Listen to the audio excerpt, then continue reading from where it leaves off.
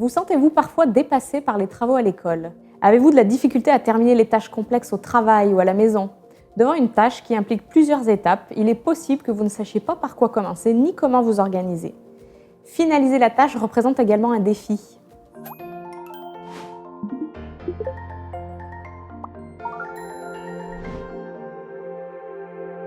Je suis Marjolaine Masson, neuropsychologue à l'Institut des troubles d'apprentissage, et aujourd'hui je vais vous partager quelques conseils pour vous aider à rendre les tâches complexes plus faciles à gérer. Pour vous aider, je vous propose la stratégie des petits pas. En découpant la tâche en plusieurs petites étapes, vous augmentez vos chances de réussite, ce qui réduira aussi votre stress ou frustration. Voici les 5 étapes pour décomposer les tâches complexes. Premièrement, tenez compte de toutes les étapes.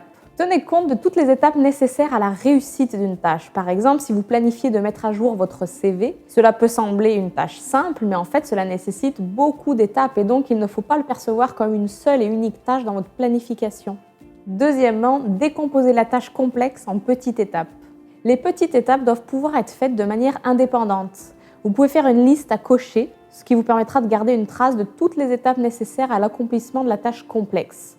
Par exemple, je commence par une relecture de mon CV, puis j'ajoute mes nouvelles expériences ou encore je corrige les fautes, je fais la mise en page, je le convertis en PDF.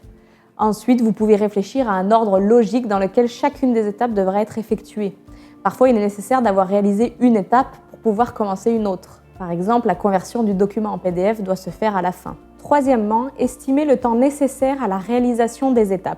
Afin de bien planifier chaque petite étape, vous pouvez essayer d'estimer combien de temps vous pensez que cela va vous prendre pour réaliser chacune d'entre elles. N'hésitez pas à surestimer car on a souvent tendance à penser que ça va être plus rapide qu'en réalité. Quatrièmement, planifiez chacune des étapes dans un système d'agenda.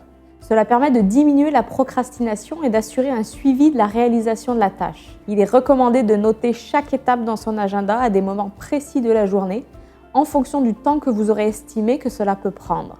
La planification permet de mieux s'organiser, d'avoir une vue d'ensemble et surtout de respecter les délais. Cinquièmement, demandez une rétroaction. N'hésitez pas à demander une rétroaction de la part d'un ami ou d'un proche lorsque la tâche s'y prête, bien sûr, comme le CV. Vous pouvez poser des questions à votre relecteur, comme par exemple « Penses-tu que j'ai oublié quelque chose? Qu'est-ce que je pourrais faire pour améliorer mon CV selon toi ?» La rétroaction permet un regard extérieur et c'est une sorte d'encouragement. Le fait de découper les tâches complexes en petites étapes vous aidera certainement à éviter la surcharge cognitive tout en vous faisant vivre de multiples petites victoires.